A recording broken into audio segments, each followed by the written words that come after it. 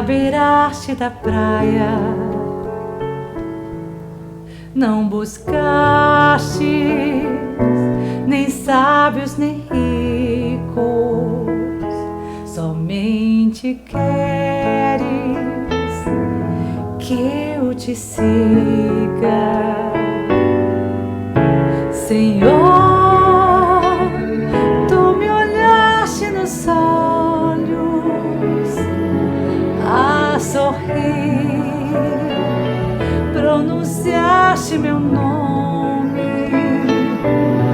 lá na praia. Eu larguei o meu barco junto a ti, buscarei outro mar. Tu sabes bem que meu barco eu não tenho nem ouro nem espadas, somente redes e o meu trabalho. Senhor,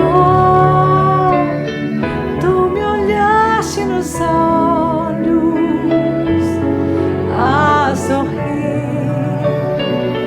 pronunciaste meu nome lá na praia.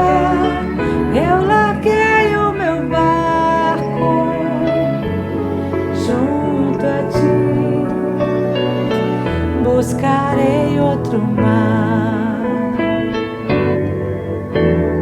Tu minhas mãos solicitas, meu cansaço que a outros descanse, amor que almeja seguir amando. Senhor, tu me olhaste nos olhos a sorrir, pronunciaste meu nome, Senhor, lá na praia. Eu larguei o meu barco junto a ti, buscarei outro mar. Tu, pescador de outros lagos, ânsia eterna de almas que esperam, bondoso amigo que assim me chamas. Senhor, tu me olhaste nos olhos a sorrir, pronunciaste meu nome, Senhor, lá na praia. Eu larguei o meu barco junto a ti, buscarei outro mar. Junto a ti, buscarei outro mar. Junto a ti, buscarei outro mar.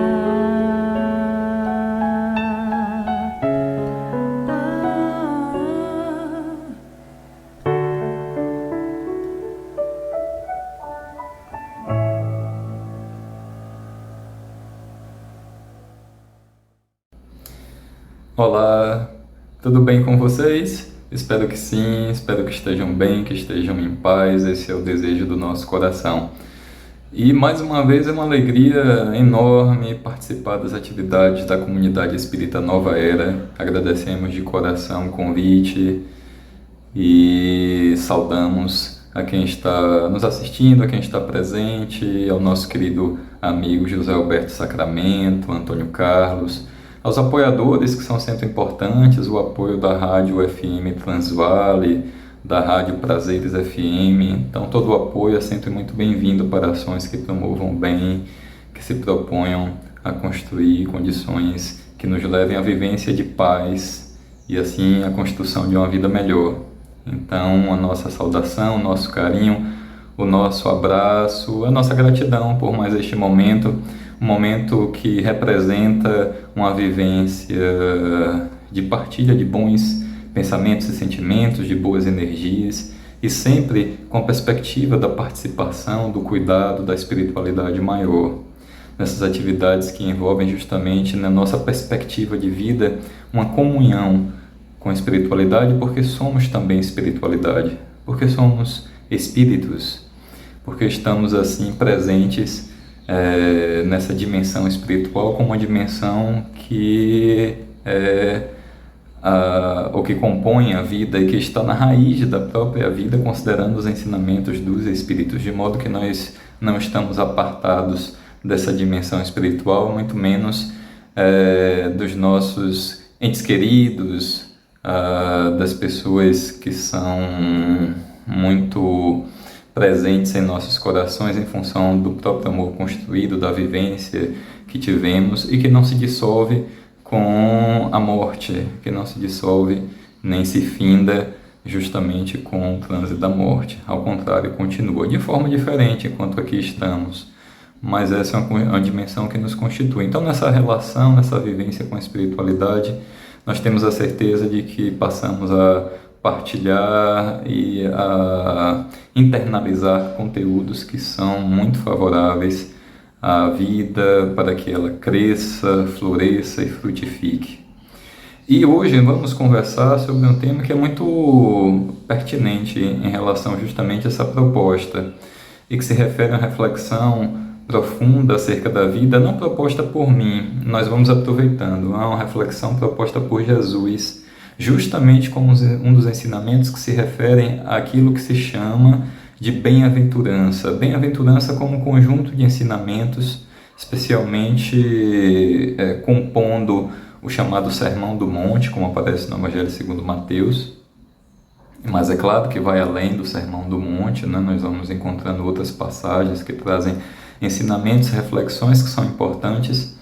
E é claro, Jesus é uma referência importante. Haja vista que para o Espiritismo, em suas obras básicas, a começar pelo Livro dos Espíritos, quando Kardec pergunta na questão 625, pergunta aos Espíritos qual o exemplo, a pergunta não está elaborada exatamente dessa forma, mas é basicamente isso: qual é o exemplo ao falar sobre leis naturais, sobre o conhecimento da lei de Deus?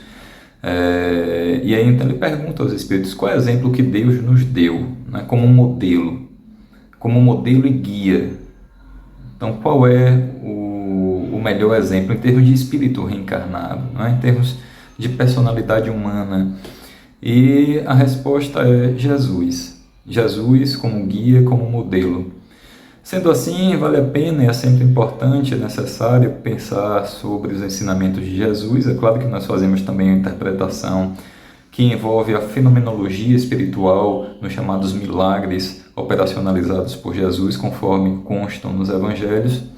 Mas é claro que a parte dos ensinamentos se refere, além de uma reflexão mais profunda sobre a vida, que nos traz esse horizonte da existência do mundo espiritual, há também em seus ensinamentos um peso, uma centralidade em aspectos filosóficos, em aspectos religiosos, e sempre com essa perspectiva de construção de uma vida melhor, da bem-aventurança, de um estado de bem-aventurança, de um estado de paz, de um estado que represente, inclusive, aquilo que nós chamamos de felicidade, embora tenhamos até mesmo uma passagem que se encontra no Evangelho segundo o Espiritismo, que é um livro que trata de interpretações de passagens do Evangelho, desdobramento de alguns ensinamentos de Jesus.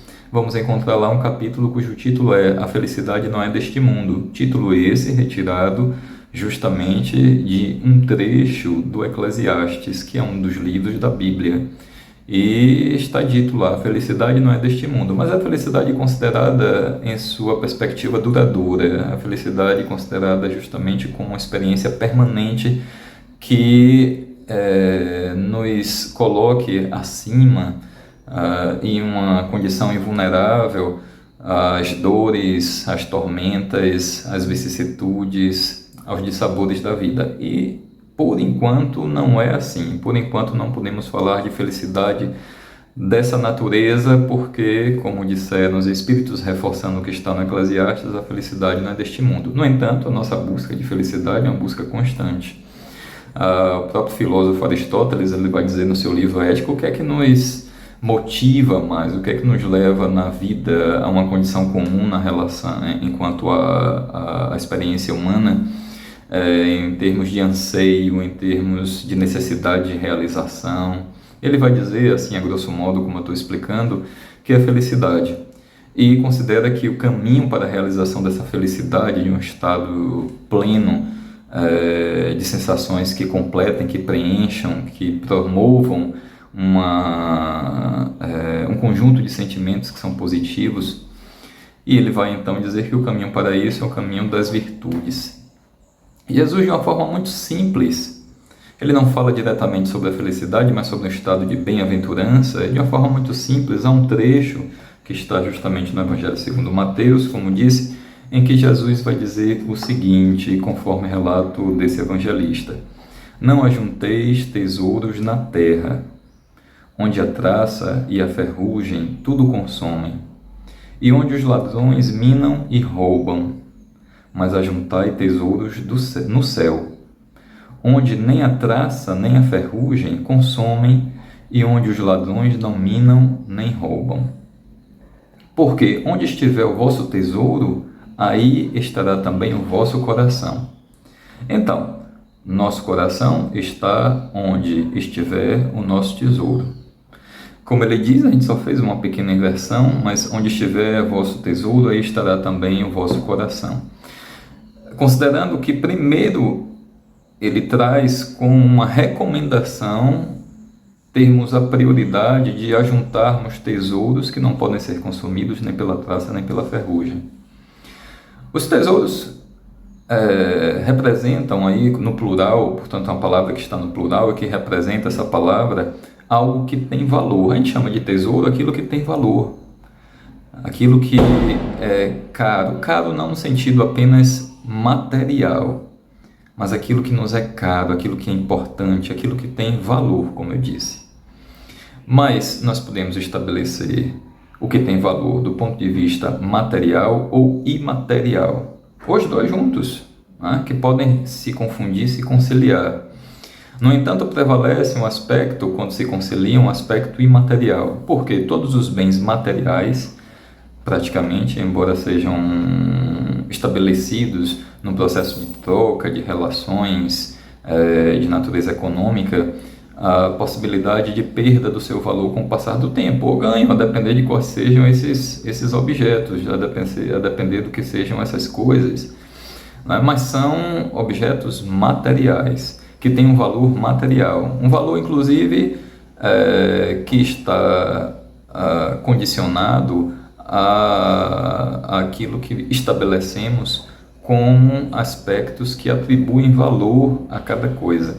Então, se é raro, se é muito cobiçado, se passa a ter uma valorização em função justamente de como se estabelecem as trocas, de como se estabelecem as relações comerciais, em função da simbologia que trazem consigo as grandes marcas, né? Então, do que isso representa. Então, nós vamos vendo aí que há valores que são de natureza material, conforme convenções que nós vamos criando. Eu posso dizer que há certas coisas que tenho que são tesouros porque são caras, né? Tem um valor alto. Posso dizer assim, fulano tem um tesouro, né? Tem um tesouro volumoso ainda. A gente ainda vai estabelecendo aí a quantidade, né, o volume desse tesouro. Tudo bem, podemos falar de valor nessa perspectiva, mas também podemos falar de valor numa perspectiva, no sentido imaterial. E nesse sentido, o tesouro, ele não representa mais ou tão somente bens materiais, mas os tesouros que se referem, por exemplo, às nossas vivências afetivas, Eu posso dizer, meus filhos são os meus tesouros, os tesouros do meu coração.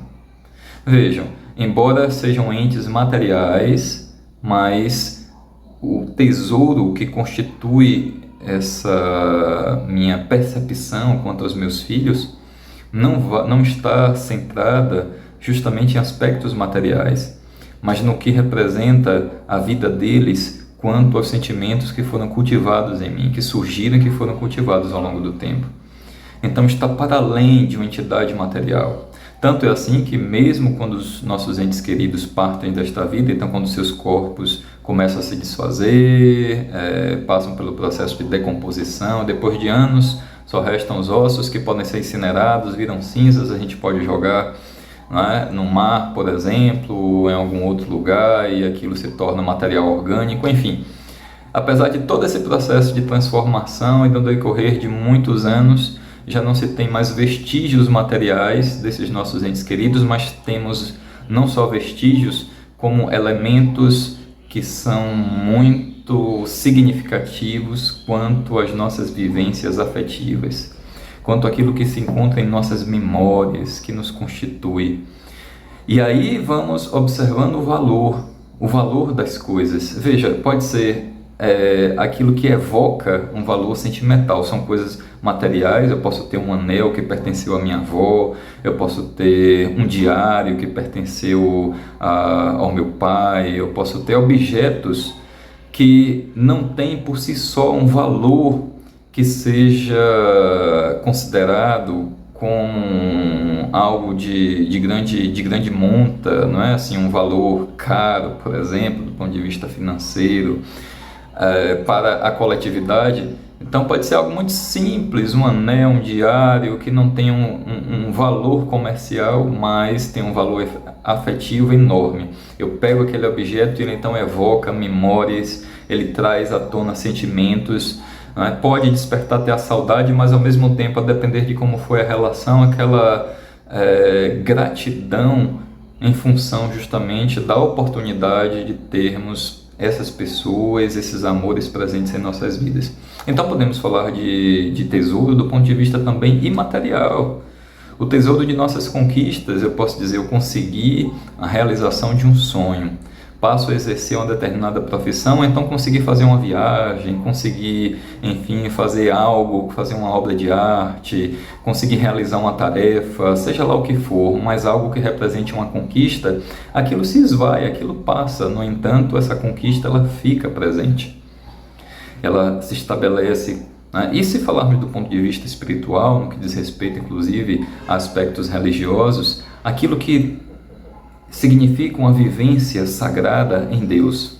Imaginem, por exemplo, Santo Agostinho, quando ele vai dizer em suas confissões: Deus estava sempre em mim, mas eu não estava em Deus.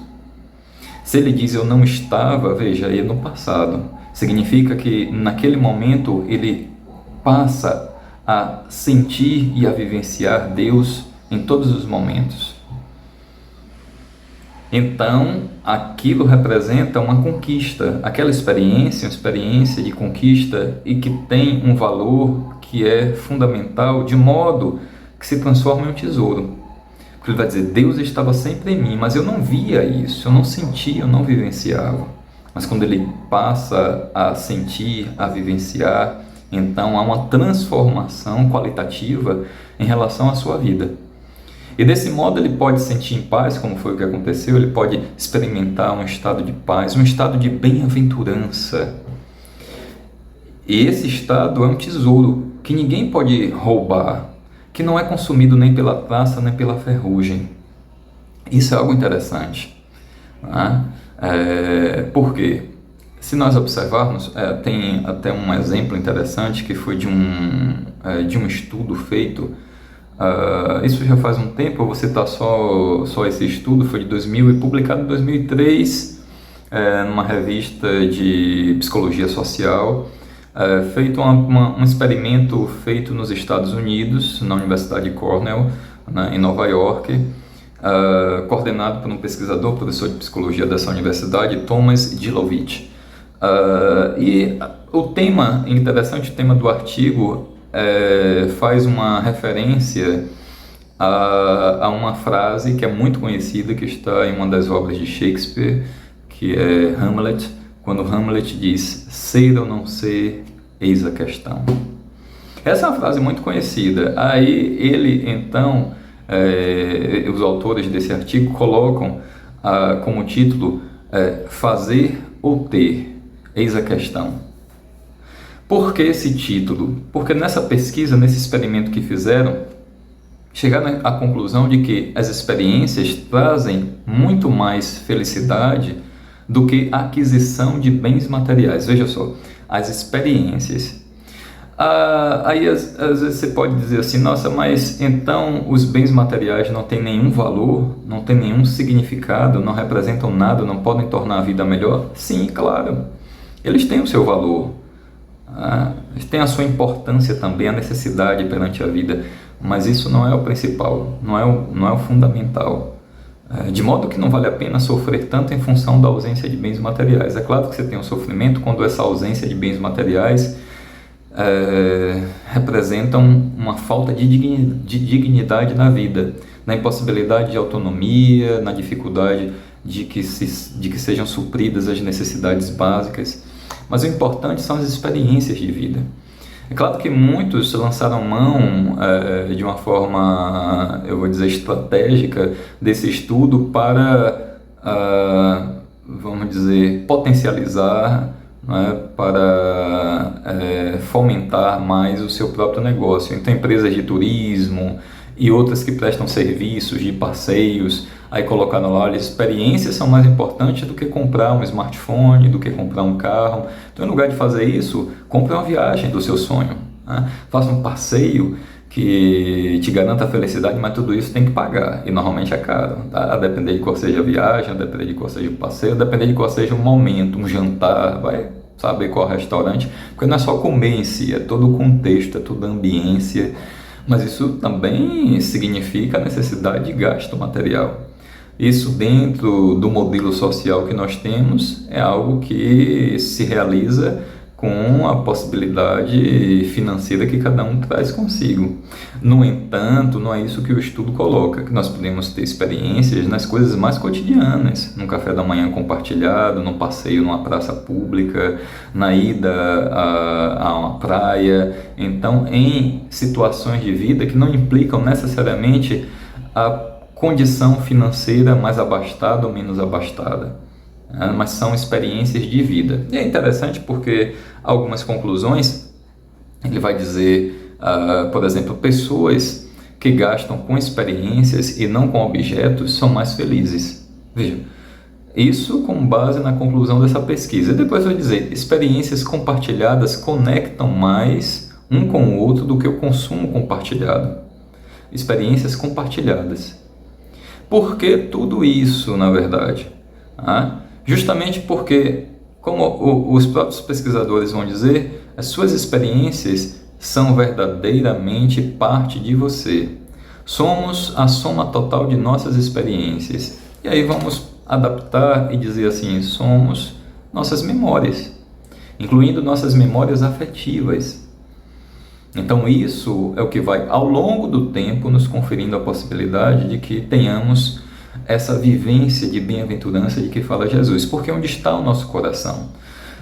E aí tem um dado interessante, eu vou dizer no lugar de dado, uma conclusão desse estudo, que é a seguinte: bens materiais trazem felicidade, veja só, bens materiais trazem felicidade, mas por um período limitado de tempo.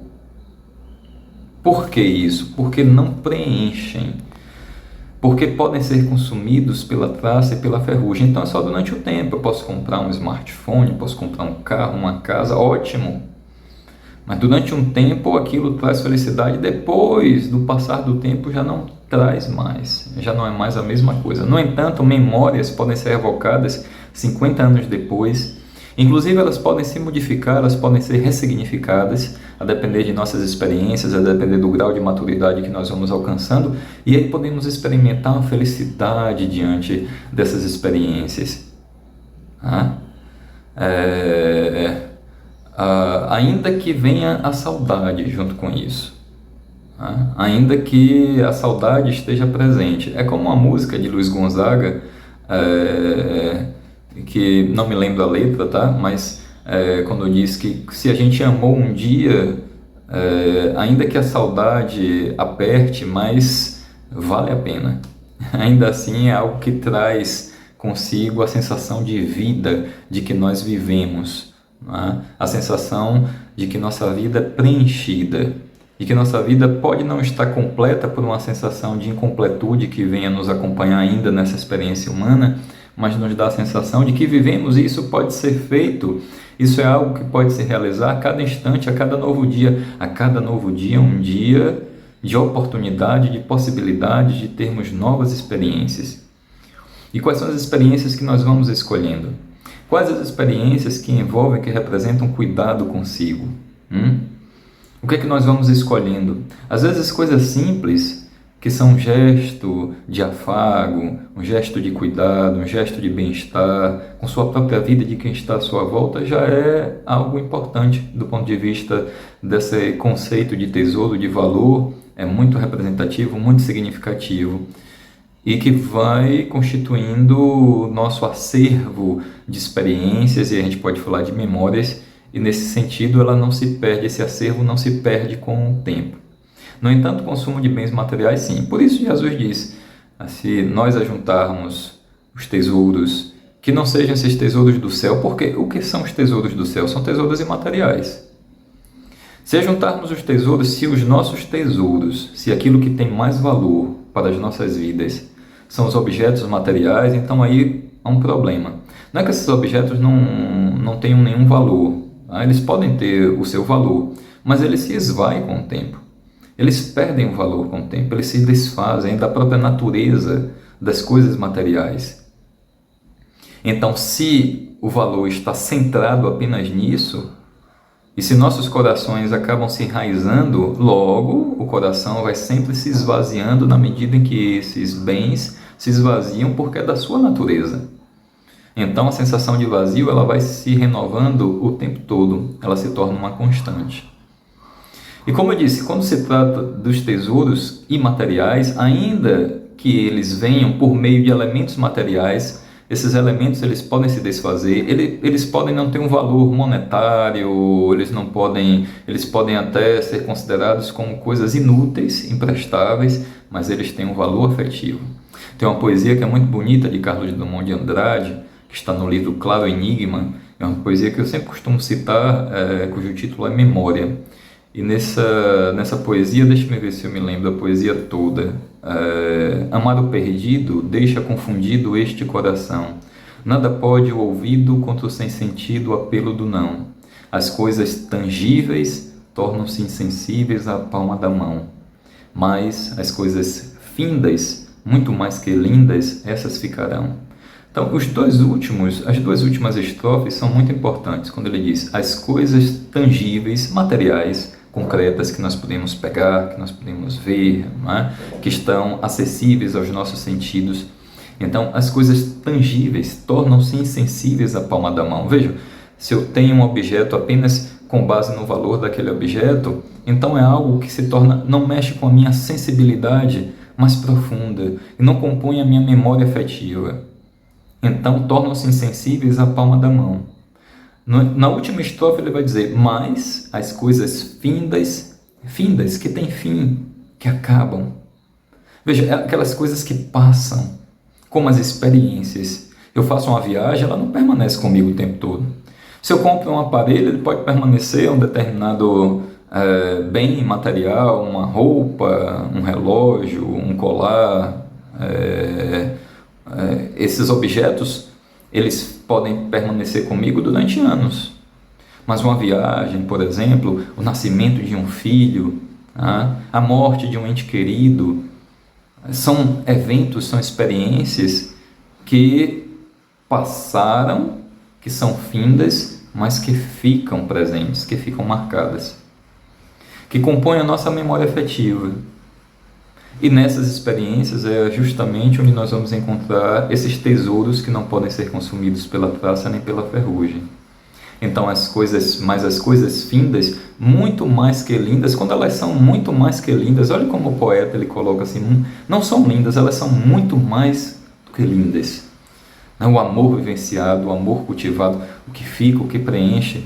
Claro que nós podemos ter, a depender das experiências, e infelizmente elas ainda acabam sendo as mais numerosas, as mais constantes, uma sensação mais amarga que fica na boca diante das frustrações decorrentes do amor, especialmente aquele amor que está no campo do que nós chamamos de romantismo.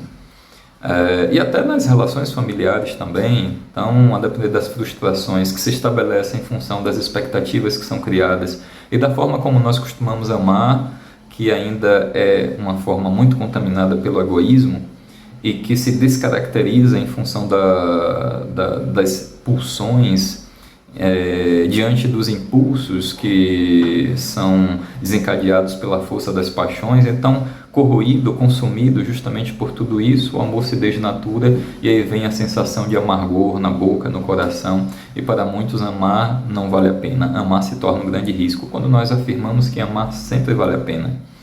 Porque é nesse caminho, e pensando como espíritos, que nós vamos ganhando experiências e aprendendo gradativamente a amar cada vez mais e melhor, superando as dores, superando as frustrações e renovando nossos corações, nossos olhares, justamente para chegarmos nesse ponto de sabermos amar mais e melhor, para que o amor se transforme naquele amor que liberta, naquele amor que salva, naquele amor que nos leva para o estado de bem-aventurança. E esse é um tesouro imaterial, é um tesouro que preenche, é um tesouro que pode ser, justamente pela sua extensão, pela sua duração no tempo, que pode ser ressignificado, que pode ser, portanto, transformado. E se um dia representava um espinho no coração, mais adiante pode ser uma flor, que traga perfume, que traga beleza, que traga esperança, que traga alegria.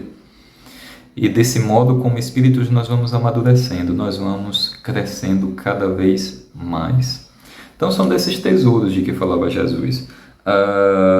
Portanto, eu citei aqui um estudo com um experimento social que mostra, que demonstra, assim como tantos outros que vão se reforçando ao longo do tempo, que esses bens materiais, quando eles são insensíveis à palma da mão, eles não completam.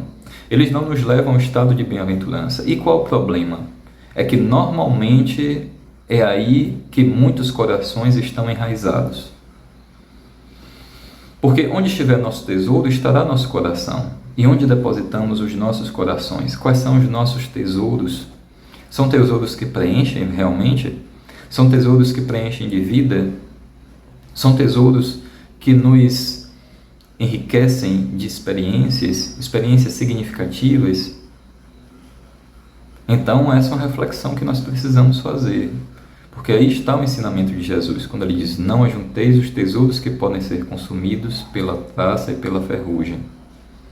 E como disse, se os espíritos afirmaram que Jesus é o modelo e guia, então vamos considerar justamente esse modelo, esse guia, como reflexão constante, cotidiana, e não apenas em nossas orações no momento de busca de milagres, de busca de uma sensação de alívio ou de alento diante das agruras da vida, o que é válido, não quer dizer que não seja válido. Às vezes a gente pede ajuda mesmo, às vezes a gente está numa situação que é mais difícil, às vezes a gente está mesmo desesperado, e é algo válido e até necessário, mas que não deve ficar limitado apenas a esse tipo de experiência na relação com nossas referências sagradas, como é o caso de Jesus.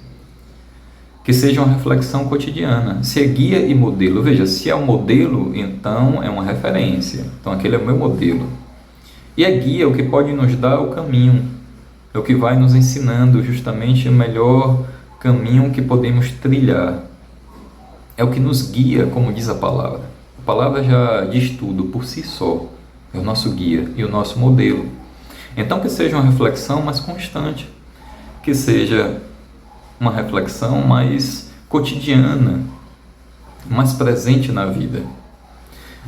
E é claro que podemos falar dessas coisas, podemos falar desse tema apenas fazendo referência à vida humana, sem considerar a chamada vida espiritual, que não está apartada da própria vida humana, que se faz presente, mas colocamos como instâncias que são diferentes, que se integram, que se interpenetram, que estão ligadas, mas são condições diferentes. Uma coisa é nós vivermos assim nessa condição humana, nesse mundo, de termos o nosso conceito de realidade a partir do que podemos aprender na natureza. Outra coisa é a visão do espírito. Outra coisa é após a morte, quando nossa consciência ela se manifesta dentro de uma circunstância ou de circunstâncias que são caracterizadas justamente pela dimensão espiritual. Aí é diferente, são situações diferentes. Tá? Mas falando só da condição humana, nós podemos tratar também de uma forma profunda, profícua, esse tema, porque ele é significativo, mesmo sem pensarmos na chamada vida espiritual. Mesmo se considerássemos que a nossa vida ela se resume ao momento do nascimento à morte, nesse tempo, nesse intervalo entre o nascimento e a morte. Ainda assim, com essa visão, já seria uma reflexão importante e significativa para a vida. Se nós expandirmos essa visão e aí incluirmos a perspectiva espiritual, o horizonte espiritual, aí então essa reflexão ela se torna ainda mais profunda. Ela se torna ainda mais significativa. Por quê? Nós temos assim uma duração, além da duração que é muito maior, mas com implicações que se estendem para além desta vida. Implicações acerca do que nós vamos vivenciando, experimentando ao longo desse nosso tempo, como algo que não se perde com a morte, mas que tem a sua continuidade. E aí vem um dado que é muito importante, que se refere ao que nós aprendemos com os espíritos, justamente quanto a essa reflexão, porque é na vivência espiritual que nós vamos observar o quanto de fato os tesouros permanecem ou não. Nessa condição da vida humana, é algo que não percebemos com clareza. Podemos perceber, a pessoa chega numa idade um pouco mais avançada, vai ganhando maturidade de vida, olha para trás e pode ter uma sensação de vazio, uma sensação mais completa. Pode fazer uma reflexão acerca de suas escolhas, do que vem sentindo a cada dia, ou nessa reflexão que nem sempre se faz, considerar que a vida foi uma vida preenchida de conteúdos que não se perderam, ou uma vida que não foi preenchida desses conteúdos. Em resumo, para falar de uma forma simples, uma vida vazia é uma vida mais completa. Tá? Então, em resumo, basicamente isso.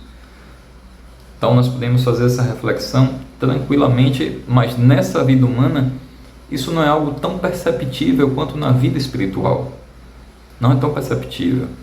Porque as coisas, inclusive, elas podem se renovar. Se um determinado objeto que eu tenha, ele hoje já não me satisfaz mais, ele já não me completa mais, aí eu trabalho, eu vou ganhar dinheiro para comprar outro.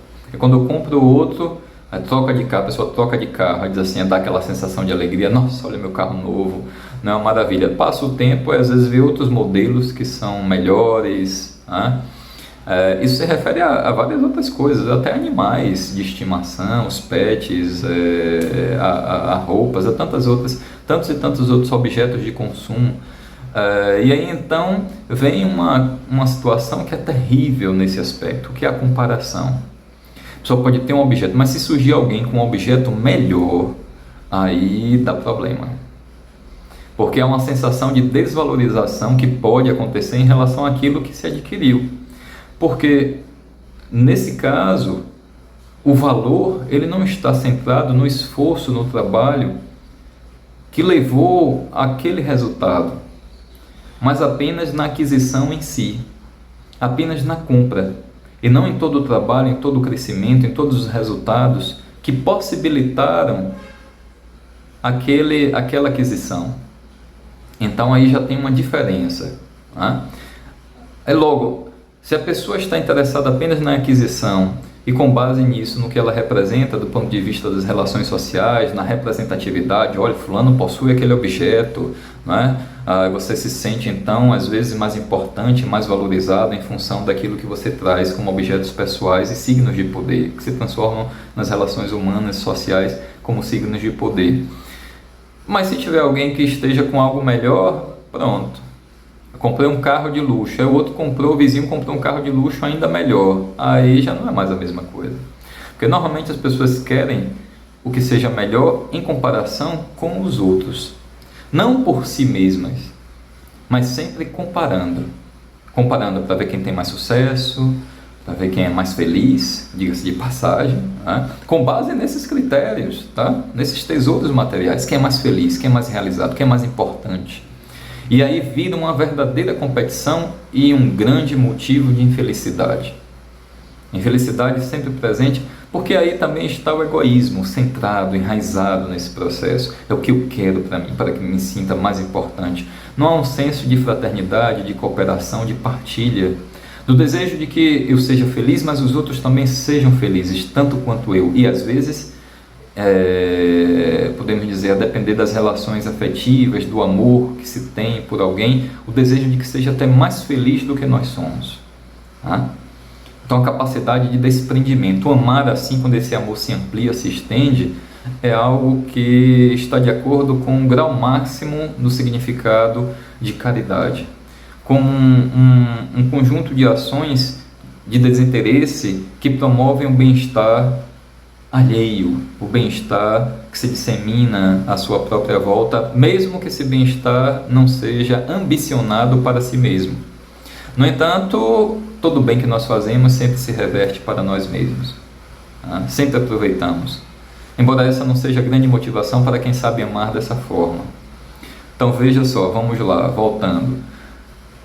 Podemos ter uma percepção acerca do valor desses bens na vida humana, os bens materiais e imateriais, mas na vida espiritual isso é algo muito mais visível.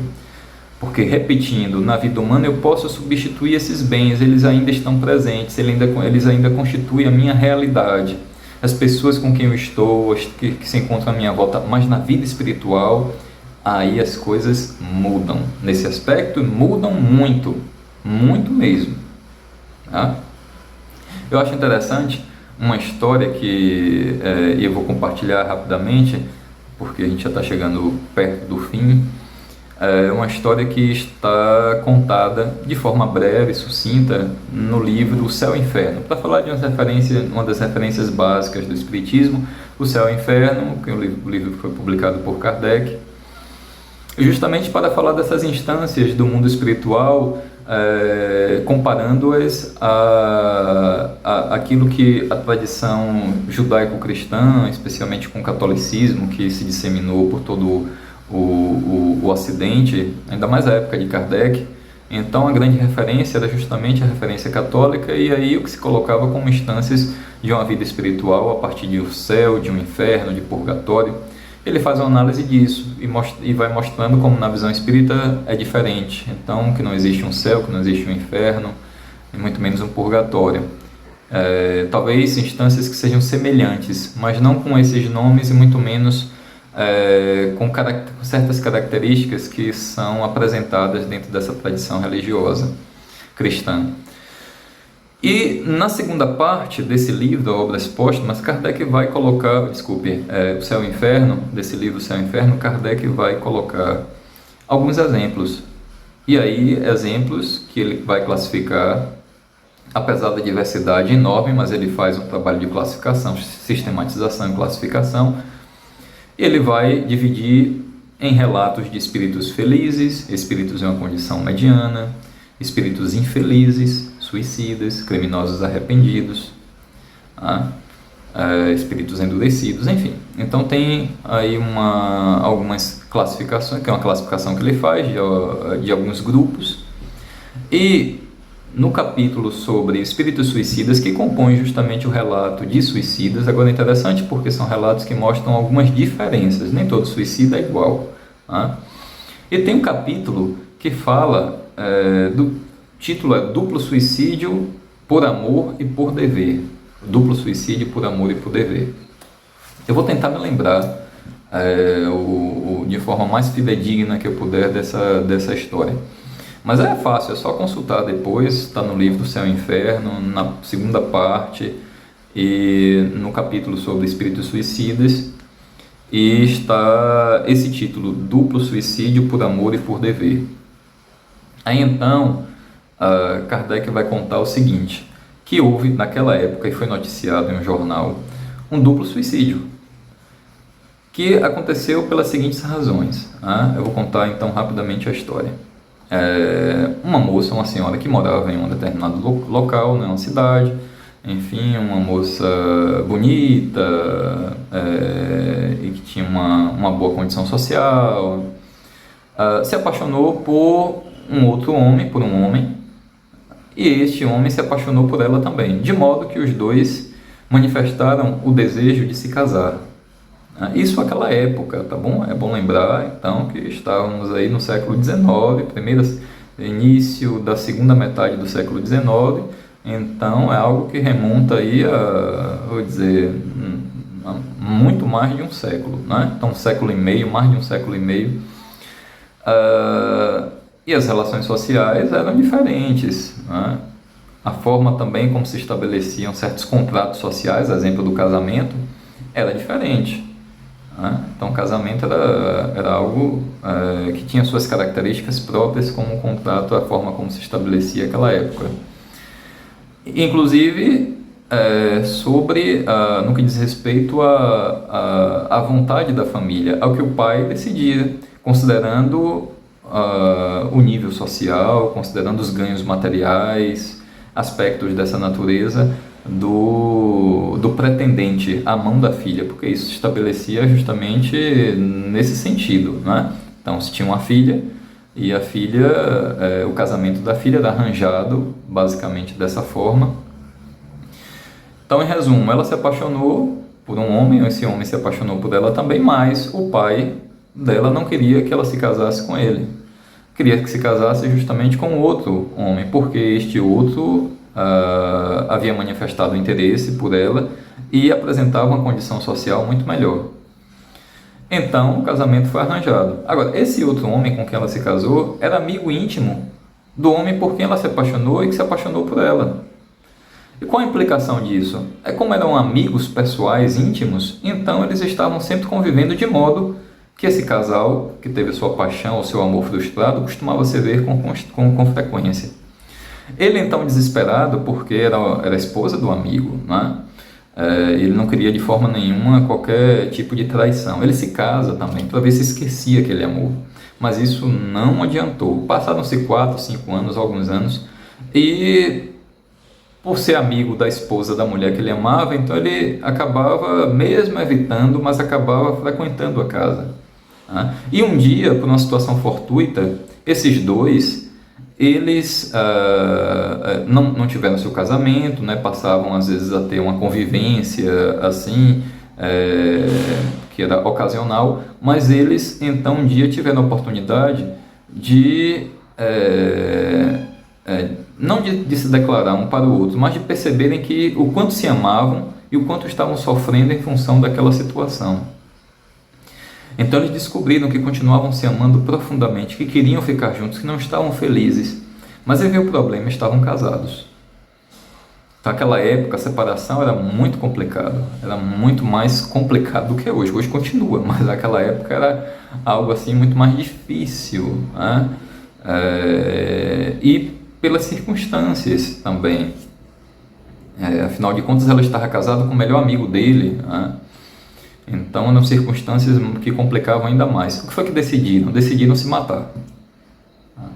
Aí vem justamente aquela tradição romântica, inclusive do romantismo do século XIX, né, que levou ao chamado mal do século, com uma onda de suicídio, então se matar por amor. Então os dois resolveram escrever uma carta informando, contando para a família, contando para os seus respectivos companheiros, ela para o marido e ele para a esposa, para toda a família, resolveram escrever uma carta falando das razões daquele suicídio, dizendo que se amavam, né, o que havia acontecido, que continuavam se amando, mas não queriam trair a quem quer que fosse. E por conta disso, decidiram se matar. E pediram que seus corpos fossem enterrados numa mesma sepultura, que ficassem juntos na mesma sepultura, o que foi feito. Tudo bem. Diante desse caso que aconteceu na Sociedade Parisiense de Estudos Espíritas, tiveram interesse, a curiosidade de saber como estavam esses espíritos. Se eles de fato haviam se encontrado e estavam vivendo aquele amor no mundo espiritual, né? Então se mataram e agora estão juntos, estão vivendo esse amor profundo. Aí eles fizeram a evocação, queriam conversar com Kardec, queria conversar com esse casal, mas eles não puderam devido ao estado de sofrimento em que se encontravam. Então o Espírito informou isso, dizendo assim, eles não estão em condições de se comunicarem, devido à situação em que se encontram, estão sofrendo e não se reencontraram, não estão juntos. Aí então muita gente, quando vê essa história, pensa assim, nossa, mas esse amor tão bonito, um ato heróico, né? Algo assim que poderia ter um final diferente. Mas não foi assim que aconteceu, porque fugiram justamente da vida e não quiseram enfrentar os desafios que estavam presentes, mesmo sendo difíceis, mesmo com todas as barreiras imensas que precisavam superar, mas não decidiram enfrentar e fugiram da vida pelas vias do suicídio. Sem contar que não pensaram no sofrimento, ou, nesse caso, é algo que a gente não está colocando como uma incriminação, não se trata disso, mas são aspectos que são relevantes. Não pensaram na condição também, naquele momento, da família, o quanto isso iria impactar em termos de sofrimento para as suas famílias, uma morte trágica. Não pensaram no evento da própria morte em si, né? Porque é um evento traumático, então um ato de violência. E não viveram efetivamente aquele amor no dia a dia, numa convivência, na superação das dificuldades, no amor que não foi cultivado no seu cotidiano. Diante dos desafios que são inerentes até mesmo à vida. Então essa foi a questão principal, tanto é que os espíritos vão dizer a Kardec que naquele caso há atenuantes, não é um suicídio como outro qualquer. O fato deles terem decidido fazer isso para não magoar a quem quer que fosse, em função de uma possível traição, tudo bem, isso foi colocado como atenuante, mas o problema foi justamente não terem enfrentado o que precisavam enfrentar, de não terem lutado, trabalhado para fazer com que esse amor frutificasse. Então essa que é a questão principal. E nesse sentido, não construíram um tesouro efetivo, ficaram apenas na intenção, ficaram apenas no sonho. Ficar no sonho, na intenção, não compõe tesouro. Tesouro se faz na vivência, é no conjunto de experiências que nós vamos acumulando, é no trabalho, é assim que se faz tesouro. Tesouro material e imaterial. Não basta sonhar, sonhar é fundamental, sonhar é importante, sem sonho as coisas já perdem por si só o significado. Se não tiver sonho, então não tem amor, não tem vida. Sonho é fundamental, mas não basta ficar num sonho e correr diante dos desafios e fugir justamente por medo daquilo que vem com provação. Então, nesse caso, os tesouros eles não foram construídos, não se tinha experiência. Como é que o casal ia ficar junto se eles não construíram um conjunto de experiências? Se não construíram um estado de paz em si mesmos, ainda que seja uma paz dentro das possibilidades do que nós podemos fazer nesta vida. Ainda que não seja aquela felicidade duradoura, completa, mas um estado que nos colocasse, e naquele caso que colocasse aqueles espíritos em uma situação mais confortável diante de suas consciências. Então isso não foi possível. Logo, não se tem um tesouro que leve a um estado de bem-aventurança. Para falar de casos mais simples, assim, que indicam de um modo até mais contundente essa relação entre os tesouros materiais e imateriais e como isso se apresenta de forma muito forte na vivência espiritual. Eu me lembro aí, foi uma experiência mediúnica pessoal, né? Eu estava em uma atividade dentro da nossa casa, da nossa instituição espírita, e era uma mediúnica, e então uma pessoa estava em tratamento, né? Uma pessoa que estava frequentando, e nesse processo de tratamento houve uma comunicação de um espírito que naquele momento estava agindo de um modo que vinha causando problemas para ela e para a família. E era justamente o pai. Né? Veja, não estou dizendo que era um obsessor, tá bom? Então estou tendo cuidado, porque essa palavra ela acaba carregando consigo um peso muito grande e se confunde como um ser devotado ao mal. Não se trata disso.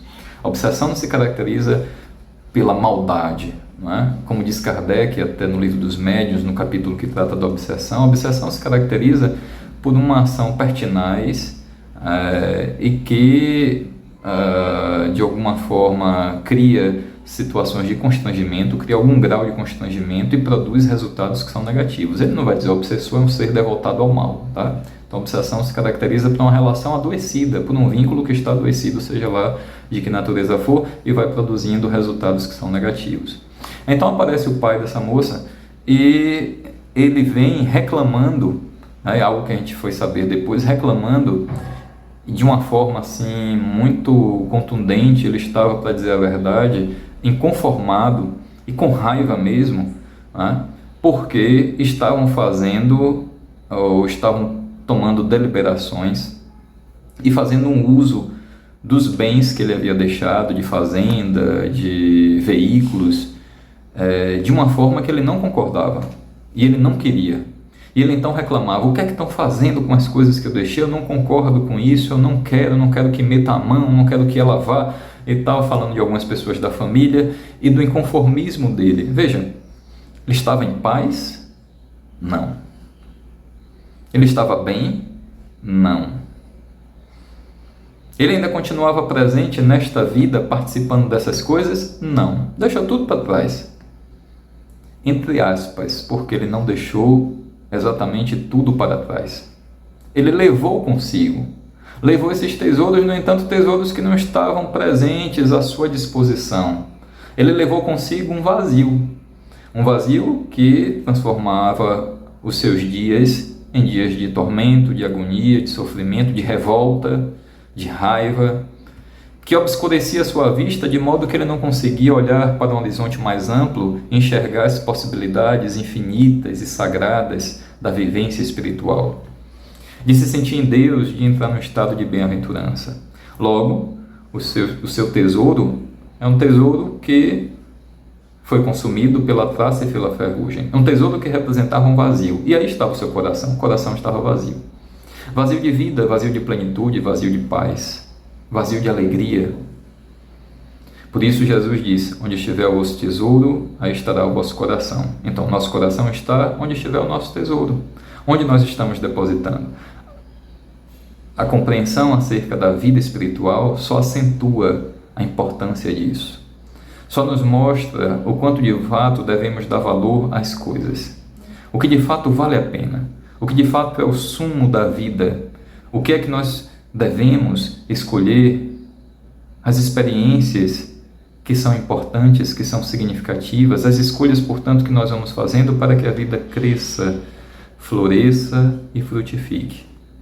Aí está, como Jesus ensina, o caminho da bem-aventurança. Então, que saibamos cultivar nossos tesouros para que nossos corações estejam mais preenchidos de bens, de valores sagrados que possam alimentar nossa alma ou nossas almas de alegrias, de paz, de esperanças, mesmo em meio às dificuldades, aos desafios que fazem parte da vida, mesmo em meio às inconstâncias e instabilidades que se apresentam, que se manifestam ao longo de nossas existências. Então essa é a mensagem fundamental que fica como reflexão desse guia e modelo da humanidade que é Jesus. Assim, então, nós concluímos com votos de paz. Um beijo enorme no coração. Nossa gratidão por participar de mais este encontro e até a próxima. Tchau. Parabéns a todos vocês responsáveis por esse trabalho do bem, por esse trabalho com Jesus. Como alguém que encontrasse a luz, depois de andar e andar, procurando o caminho. Como alguém que enfim já pudesse ouvir respostas que trazem consolo e sentido ao destino. Eu encontrei tuas páginas e sequei minhas lágrimas, percebi que a dor da semente é o parto da vida.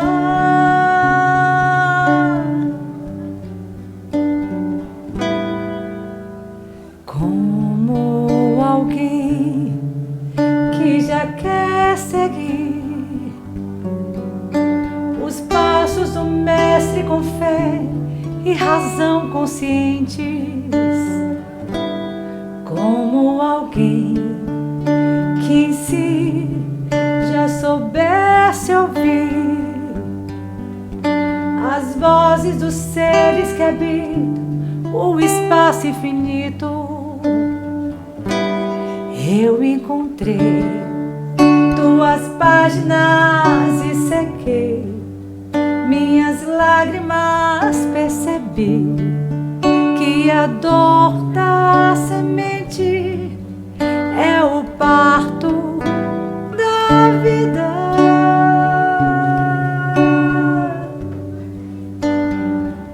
Minha dor me trouxe aqui pra entender a flor que brota em mim.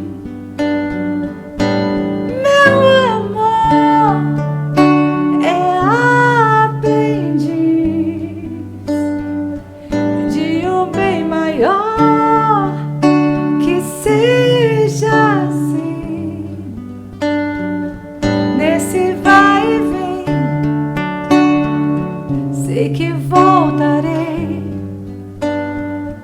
pra cuidar da flor, pra acalmar a dor e ser feliz.